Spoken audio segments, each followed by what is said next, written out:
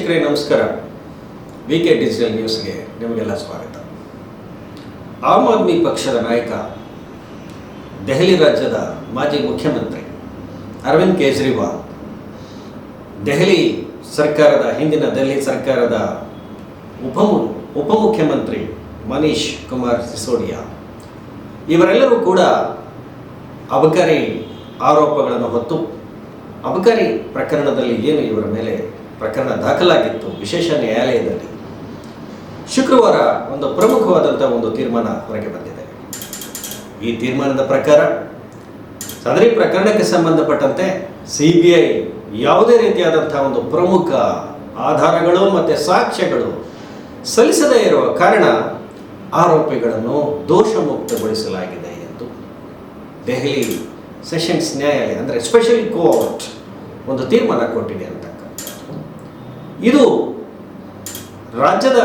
ದೇಶದ ರಾಜಕಾರಣದಲ್ಲಿ ನಾವು ದೇಶದ ರಾಜಕೀಯ ಪರಿಸ್ಥಿತಿಗಳು ಮತ್ತು ದೇಶದ ರಾಜಕಾರಣದ ಒಂದು ಡೈಮೆನ್ಷನಲ್ ನೋಡಿದಾಗ ಒಂದು ಪ್ರಮುಖವಾದಂತಹ ಒಂದು ತೀರ್ಮಾನ ಮತ್ತು ತೀರ್ಪು ಅಂತ ನಾವು ಹೇಳಬೇಕಾಗುತ್ತದೆ.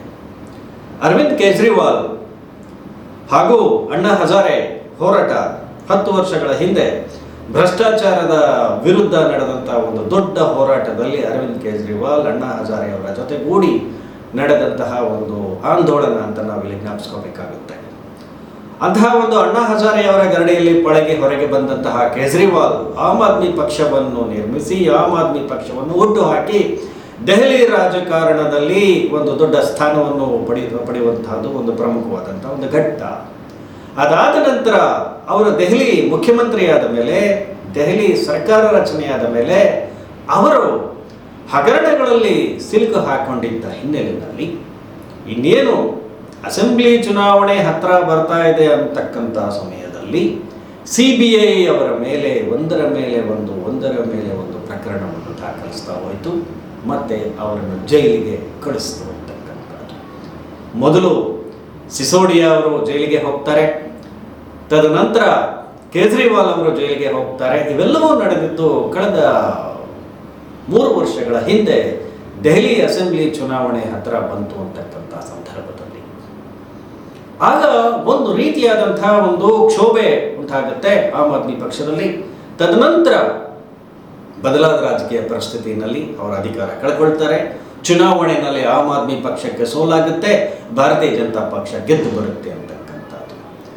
ಇಲ್ಲಿ ನಾವು ಪ್ರಮುಖವಾಗಿ ಗಮನಿಸಬೇಕಾಗಿರ್ತಕ್ಕಂಥ ಸಂಗತಿಗಳು ಏನು ಅಂತ ಹೇಳಿದರೆ, ಯಾರು ಭ್ರಷ್ಟಾಚಾರದ ವಿರುದ್ಧ ಒಂದು ದೊಡ್ಡ ಒಂದು ಸಮರವನ್ನು ಸಾರಿದರೋ ಅಂತಹ ಅರವಿಂದ್ ಕೇಜ್ರಿವಾಲ್ ಅವರು ಭ್ರಷ್ಟಾಚಾರದಲ್ಲಿ ಪಾಲಾದ್ರ ಅಂತಕ್ಕಂಥ ಒಂದು ದೊಡ್ಡ ಸಂದೇಹ, ದೊಡ್ಡ ಗುಮಾನಿ ಈ ದೇಶದ ಜನತೆಯಲ್ಲಿ ಮೂಡಿತ್ತು ಅಂತಕ್ಕಂಥ.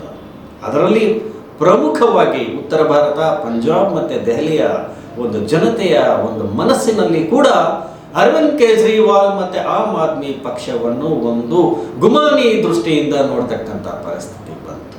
ಆದರೆ ಇವತ್ತು ಏನು ನಿನ್ನೆ ಬಂದಿರತಕ್ಕಂಥ ಒಂದು ತೀರ್ಪು ಏನಿದೆ, ಇದು ಮತ್ತೆ ಅರವಿಂದ್ ಕೇಜ್ರಿವಾಲ್ ಅವರ ಒಂದು ನೈಜತೆ ಮತ್ತು ಅರವಿಂದ್ ಕೇಜ್ರಿವಾಲ್ ಅವರ ಒಂದು ರಾಜಕೀಯ ಬದ್ಧತೆ ಮತ್ತು ಮೌಲ್ಯಗಳನ್ನು ಒಂದು ರೀತಿಯಲ್ಲಿ ಎತ್ತಿ ಹಿಡಿಯುವಂಥ ರೀತಿಯಲ್ಲಿ ಅವರಿಗೆ ನೆರವಾಗುವಂಥ ರೀತಿಯಲ್ಲಿ ಈ ತೀರ್ಮಾನ ಬಂದಿದೆ.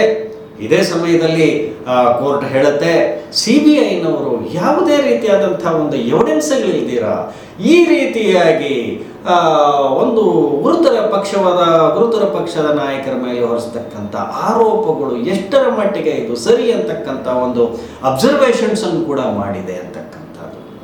ಪ್ರಿಯ ವೀಕ್ಷಕರೇ, ನಿಮಗೆ ತಿಳಿದಿರಲಿ, ಇವತ್ತು ಸ್ವಾಯತ್ತ ಸಂಸ್ಥೆಗಳು, ತನಿಖಾ ಸಂಸ್ಥೆಗಳು ಅಂತ ನಾವು ಇವತ್ತು ದೇಶದ ಮಟ್ಟದಲ್ಲಿ ನಾವು ಮಾತನಾಡ್ತಾ ಇದ್ದೇವೆ.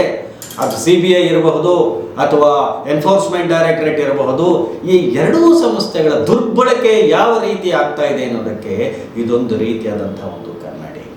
ಬಹಳಷ್ಟು ಪ್ರಕರಣಗಳಲ್ಲಿ ಈ ರೀತಿಯಾಗಿ ಎಲ್ಲೋ ಒತ್ತಡಕ್ಕೆ ಮಣಿದು, ಎಲ್ಲೋ ಯಾರದ್ದೋ ಒಂದು ಮರ್ಜಿಗೆ ಒಳಗಾಗಿ ಇವತ್ತು CBI ಮತ್ತು ಎನ್ಫೋರ್ಸ್ಮೆಂಟ್ ಡೈರೆಕ್ಟರೇಟ್ ಅನಗತ್ಯವಾದ ರೀತಿಯಲ್ಲಿ ಪ್ರಕರಣಗಳನ್ನು ದಾಖಲೆ ಮಾಡಿ ಒಂದು ಇರುಸು ಮುರುಸು ಮತ್ತು ಒಂದು ರಾಜಕೀಯ ತೇಜೋವಧೆಗೆ ಪ್ರಯತ್ನಿಸ್ತಾ ಇದೆಯಾ ಅಂತಕ್ಕಂಥ ಒಂದು ಇದಕ್ಕೆ ನಿನ್ನೆ ದೆಹಲಿ ಸ್ಪೆಷಲ್ ಕೋರ್ಟ್ ಕೊಟ್ಟಿರ್ತಕ್ಕಂಥ ಒಂದು ತೀರ್ಪು ಬಹಳ ಪ್ರಮುಖವಾದದ್ದು ಅಂತ ಹೇಳಬೇಕಾಗತ್ತೆ. ಇದನ್ನು ಪ್ರಶ್ನೆ ಮಾಡಿ ಮೇಲ್ಮನವಿ ಸಲ್ಲಿಸ್ತಕ್ಕಂಥದ್ದು ಬೇರೆ ವಿಚಾರ. ಇದು ಪ್ರಶ್ನೆ ಮಾಡಿದ ನಂತರ ದೆಹಲಿ ಹೈಕೋರ್ಟ್, ತದನಂತರ ಸುಪ್ರೀಂ ಕೋರ್ಟ್ ಇದು ಯಾವ ರೀತಿಯಾದಂತಹ ಒಂದು ತೀರ್ಮಾನಗಳು ತೆಗೆದುಕೊಳ್ಳುತ್ತೆ ಅಂತ ನಾವು ಈಗಲೇ ಹೇಳಕ್ಕೆ ಬರೋದಿಲ್ಲ. ಆದರೆ ಈ ದಿನದ ಮಟ್ಟಿಗೆ ದೆಹಲಿ ಸೆಷನ್ಸ್ ನ್ಯಾಯಾಲಯ ಕೊಟ್ಟಿರ್ತಕ್ಕಂಥ ಒಂದು ತೀರ್ಪು ಮತ್ತೆ CBI ಮತ್ತೆ ಎನ್ಫೋರ್ಸ್ಮೆಂಟ್ ಡೈರೆಕ್ಟರೇಟ್ಗಳ ಒಂದು ಸಾಚಾತನವನ್ನೇ ಒಂದು ಪ್ರಶ್ನೆ ಮಾಡತಕ್ಕಂಥ ರೀತಿಯಲ್ಲಿ ಇದೆ ಅಂತಕ್ಕಂಥದ್ದನ್ನು ಗಮನಿಸಬೇಕು. ಈ ತೀರ್ಪಿನಿಂದ ಮತ್ತೆ ಅರವಿಂದ್ ಕೇಜ್ರಿವಾಲ್ ಅವರು ತಿರುಗಾ ರಾಜಕೀಯದಲ್ಲಿ ಬಿರುಗಾಳಿ ಎಬ್ಬಿಸ್ತಾರ? ತದನಂತರ ಅವರು ಏನು ತಮ್ಮ ಭ್ರಷ್ಟಾಚಾರದ ವಿರುದ್ಧ ಈ ರೀತಿಯಾದಂತಹ ಒಂದು ಕಳಂಕಗಳನ್ನು ಹೊತ್ತಿದ್ದರು, ಈಗ ಕಳಂಕ ಮುಕ್ತರಾಗಿರ್ತಕ್ಕಂಥ ಹಿನ್ನೆಲೆಯಲ್ಲಿ ಅವರು ದೇಶದ ನಾನಾ ಪ್ರದೇಶಗಳಲ್ಲಿ ನಾನಾ ಒಂದು ಭಾಗಗಳಿಗೆ ಭೇಟಿ ನೀಡಿ ಮತ್ತೆ ಇವರು BJP ಮತ್ತೆ ತಮ್ಮ ವಿರೋಧಿ ಪಕ್ಷಗಳ ವಿರುದ್ಧ ಇವರು ಸಮರ ಸಾರ್ತಾರ ಅಂತಕ್ಕಂಥದ್ದನ್ನು ನಾವು ಕಾದು ನೋಡಬೇಕಾಗುತ್ತೆ. ವೀಕ್ಷಕರೇ, VK digital news YouTube channel ಅನ್ನು ಲೈಕ್ ಮಾಡಿ, ಸಬ್ಸ್ಕ್ರೈಬ್ ಮಾಡಿ ಮತ್ತು ಹೆಚ್ಚಿನ ಜನರಿಗೆ ಶೇರ್ ಮಾಡಿ.